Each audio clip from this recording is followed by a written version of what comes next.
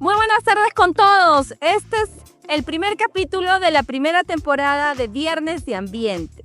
Y hoy tenemos un invitado súper especial que nos va a hablar de un tema que a todos nos interesa escuchar. Este conversatorio es sobre consulta previa. La consulta previa, ciertamente, podríamos preguntarnos si es un proceso de diálogo digno. Para ello tenemos al especialista Luis Orey Ibarra, mediador y consultor internacional especialista en negociaciones complejas, involucramiento multiactor y procesos de consenso. Luis es socio y gerente de Strateus Consultores y director de Horaci Consulting Group en Estados Unidos. Buenas tardes, Luis, ¿cómo estás? Hola, Natalie, muy bien, gracias por la invitación. Está bien, Luis, muchas gracias a ti por aceptar. Y bueno, vamos a empezar de frente con las preguntas porque este podcast es directo a la yugular. Muy bien, directo a la vena. Directo a la vena, exacto. Dios mío, estamos un poco nerviosos, creo, en ese primer programa. Bueno, respecto a las preguntas tenemos, ¿por qué tantas consultas previas acaban en conflicto y no en acuerdos efectivos, Luis? Excelente pregunta. Varios procesos de consulta enfrentan situaciones de tensión porque no se llevan a cabo como deberían hacerse. Es simple, pero no es fácil. O sea, ¿cuál es el propósito o la finalidad y cómo debe hacerse un proceso de consulta? Pues la finalidad es lograr acuerdos antes de la aprobación de medidas legislativas o administrativas que pudieran afectar sus derechos colectivos. Y el proceso es más o menos simple porque hay que hacer la identificación de qué medida es la que se va a consultar, a qué pueblo se va a consultar. Después se tiene que hacer la publicidad de la medida y vienen después la etapa informativa para hacer talleres, entregar documentos, hacer un plan de consulta. Después viene la etapa de evaluación interna de las propias comunidades, poblaciones indígenas originarias, y con ese resultado se inicia un diálogo intercultural y luego se llega a una decisión final. Recientemente ha habido un proceso de consulta, un largo proceso de consulta con, por ejemplo, este proyecto, la ampliación de Antapacay, el proyecto Huayco. Exacto, sí. Que en realidad sí se han cumplido con las etapas formales del proceso, pero hay ciertas preocupaciones. Por ejemplo, en la etapa informativa se realizaron talleres en 11 comunidades, pero no se detalla si la información fue completa y accesible. No sabemos si, por ejemplo, había información en quechua. Entiendo que habían traductores, pero se habrán presentado los estudios de impacto ambiental en quechua. También los temas abordados fueron genéricos, sin profundizar en impactos específicos del proyecto. Y en la evaluación interna, las comunidades analizaron la información, pero no hay evidencia de que se haya dado un tiempo suficiente. Y en la etapa de diálogo, donde supuestamente se tienen que llegar a acuerdos, hay temas críticos postergados. Por ejemplo, en el tema de salud se acordó realizar reuniones futuras, pero sin compromisos concretos para atender afectaciones por metales pesados. Y en el tema de territorio y agua se aludió a discutir desplazamientos o contaminación de ríos, delegando todo esto a un grupo de trabajo. Y también cuando se habla de los beneficios, bueno, tampoco se evaluaron los impactos acumulativos y ha habido una ausencia de tratar el tema de la reparación de daños. Y otro tema interesante es que el tema de los beneficios también se hace respecto a que es el acuerdo 27, creo, habla de la participación en beneficios, pero no especifica porcentaje ni mecanismos vinculantes. O sea, se postergan temas que son muy importantes. Entonces, Hablaríamos de varios vacíos ahí, ¿verdad? Claro, entonces esto deja una sensación de insatisfacción con la población y entonces no hay una evidencia que las comunidades hayan tenido un poder de influencia.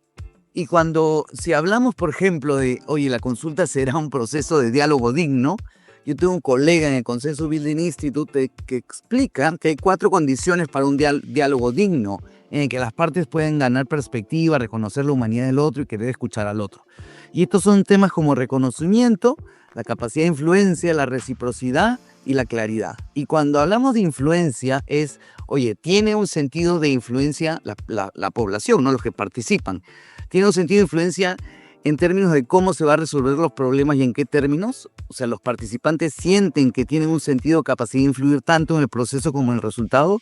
Y estas son cosas que no queda claro si efectivamente es así. Y yo no sé cómo evalúan posteriormente los procesos de consulta para ver qué tan participativo fue, etcétera, ¿no?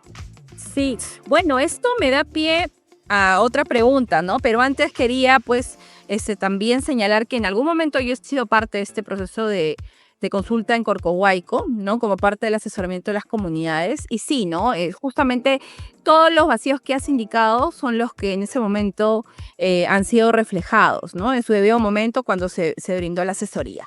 Bueno, respecto a la segunda pregunta, podría indicarse, pues, en realidad, que se respete el derecho al consentimiento o se simula la participación. Justo iba con lo que estabas un poquito conversando, ¿no? Sí, claro. A ver, primero, si hablamos de participación, debemos referirnos a si efectivamente ha sido significativa la participación. Hay una institución que se llama la International Association for Public Participation o la Asociación Internacional para Participación Pública y que explican qué es o qué se necesita para una participación significativa. Y esto requiere, por ejemplo, respuestas afirmativas a algunas preguntas como, oye, ¿se está abierto a múltiples formas de conocimiento y a diferentes formas de experiencia, incluido la experiencia vivida? ¿Comparten la información de forma comprensible, culturalmente adecuada y relacionada con sus preocupaciones y necesidades? ¿Se está abierto a nueva información, nuevas ideas y nuevas formas de hacer las cosas? ¿Están situándose a las personas en el centro del proceso, consciente y abiertamente, para abordar cuestiones de inclusión, es decir, que todas las personas se sientan bienvenidas y valoradas en este proceso? Y se tiene la intención de generar confianza y tener mejores relaciones como resultado de este proceso. Entonces, son algunos temas que se tienen que considerar si hablamos de significación, de participación significativa. Ahora, si nos referimos al tema de consentimiento, es importante mencionar que el convenio 169 de la OIT dice que el derecho de consulta no implica un derecho de veto de los pueblos indígenas, pero en ciertos casos específicos no basta con consultar y sí se requiere obtener un consentimiento previo, libre e informado. Y estos son, por ejemplo, el caso de reasentamiento de poblaciones o traslado de poblaciones indígenas, y también el tema de si se van a almacenar o se van a depositar residuos peligrosos en tierras indígenas. Y hay algo que no está específicamente en el convenio, pero que es resultado de la Corte Interamericana de Derechos Humanos, en el caso de Saramacaya y Surinam, que dice que los proyectos de desarrollo o inversión que implican un alto impacto en tierras, territorios o recursos naturales tradicionales sí necesitan un consentimiento. Y según el Código Procesal Constitucional en el Perú, dice que la jurisprudencia de la Corte Interamericana de Desarrollo sí es vinculante. Entonces, los planes de desarrollo o de inversión a gran escala, que pueden tener un mayor impacto dentro de los territorios de las poblaciones, sí tienen que tener un consentimiento libre, informado y previo, según las costumbres y tradiciones de la población. Entonces hay supuestos, según lo que nos estás comentando, ¿no? Sí, y también algunos vistos en la práctica. Exacto, sí. Los vistos en la práctica son lo que han reconocido, digamos, la Corte Interamericana de Derechos Humanos, ¿no? Claro, perfecto. Y bueno, sabemos que la consulta previa en realidad se da entre el Estado y las comunidades, ¿no? Estas comunidades que son identificadas como sujetos justamente a ser consultados y bueno, pueden ser comunidades campesinas, indígenas, tenemos como 55 en una lista, ¿no?, de identificación. Pero, ¿qué tanto pueden influir las empresas en esta agenda, ¿no?, respecto al proceso consultivo? Excelente pregunta.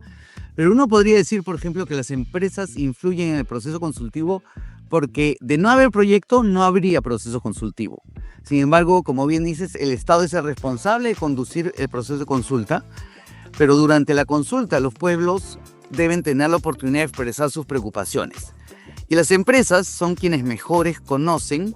¿Quién mejor que las empresas para conocer los detalles de sus proyectos, ¿no? Por lo que sería importante su participación para poder responder directamente respecto a estas preocupaciones o temores que pueda tener la comunidad respecto a impactos o posibles afectaciones de sus derechos colectivos. Y en la etapa de diálogo, las empresas deberían poder participar toda vez que, según el convenio 169, las poblaciones indígenas y tribales tienen derecho a participar en los beneficios de la prospección y de la explotación, así como el derecho a ser indemnizados.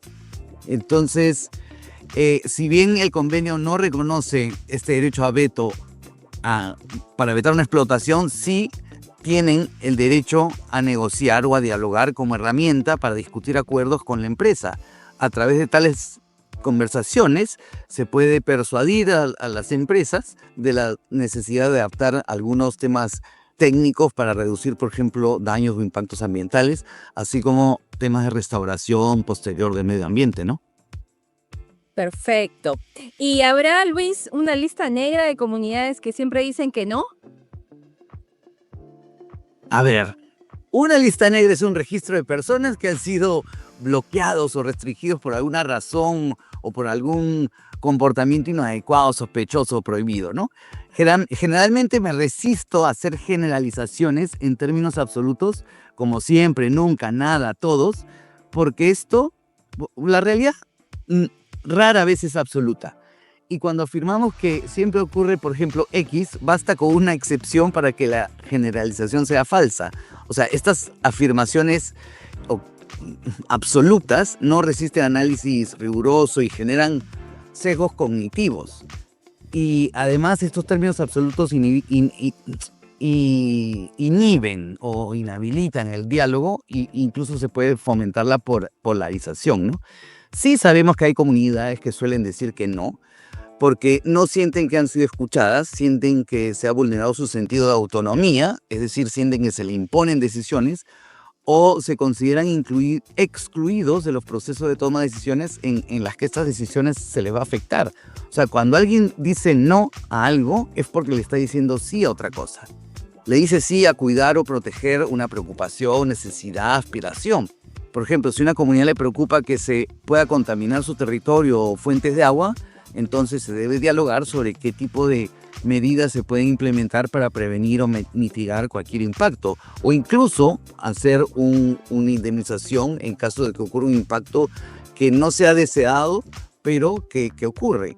El problema es cómo se enmarca este proceso, ¿no? Y si el propósito de la consulta es un diálogo para generar consensos, entonces esto debe ser un diálogo profundo, genuino y sincero sobre las preocupaciones, necesidades y aspiraciones de los que pueden ser afectados. Qué importante, ¿no? Respecto a que, bueno, existen muchos temas estructurales también, muchos temas históricos que se tienen que tomar en cuenta, ¿no? Y todo lo que acabas de detallar, pues es muy importante para poder nosotros también tener el mejor acercamiento y el mejor diálogo posible, ¿no? Y que las comunidades en sí sientan que verdaderamente están siendo escuchadas, que los intereses que ellos tienen también nos interesan realmente, es importante.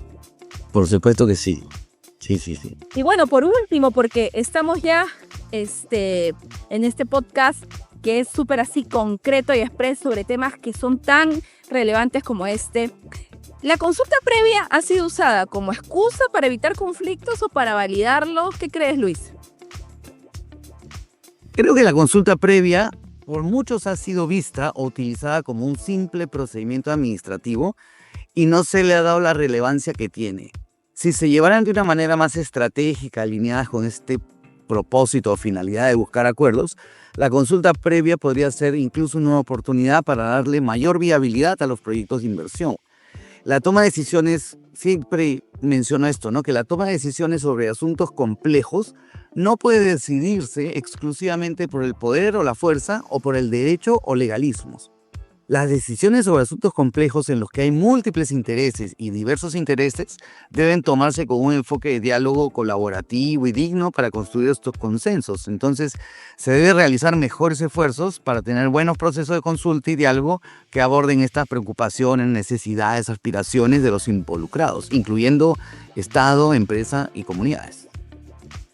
Qué interesante, ¿no? Definitivamente este tema da para mucho más. Nos ha encantado tenerte en el primer programa, aperturar este viernes de ambiente que un poco el nombre sugiere, ¿no? Bueno, y nace también porque es los viernes jurídicos, ¿no? Todos los abogados sabemos que existen los viernes jurídicos, entonces ahora, ¿por qué no tener un viernes, pero con un propósito diferente, en donde hablemos de gestión ambiental, donde hablemos de gestión también social, y pues tengamos a expertos como tú, que hoy nos has acompañado, para hablar de este tema tan interesante que seguramente va a calar en todos los que nos escuchen. Y bueno, vamos a nuevamente tenerte seguramente en otro episodio con otro tema, y te agradezco mucho la participación aperturando lo que son los viernes de ambiente. Muchísimas gracias, Natalie. Encantado de colaborar cuando lo consideres necesario, pertinente o útil. Feliz de estar acá. Gracias, Luis. Bueno, esto ha sido todo por el primer programa de esta primera temporada, o primer episodio, también por ahí me están corrigiendo. Así que seguimos con el otro viernes, con otro tema tan interesante para que todos ustedes puedan escuchar y aprender de expertos en la materia. Muchas gracias. Chao, hasta luego. Y ya sabes que si te gustó este episodio, entonces suscríbete al canal y activa la campanita para no perderte ninguno. También puedes encontrarnos en Spotify como Viernes de Ambiente. Todos los viernes tenemos nuevas conversaciones con especialistas en derecho ambiental, conflictos sociales, gestión del territorio, entre otros temas que darán que hablar. Aquí hablamos claro, sin filtros y sin medias verdades. Únete y sé parte del debate.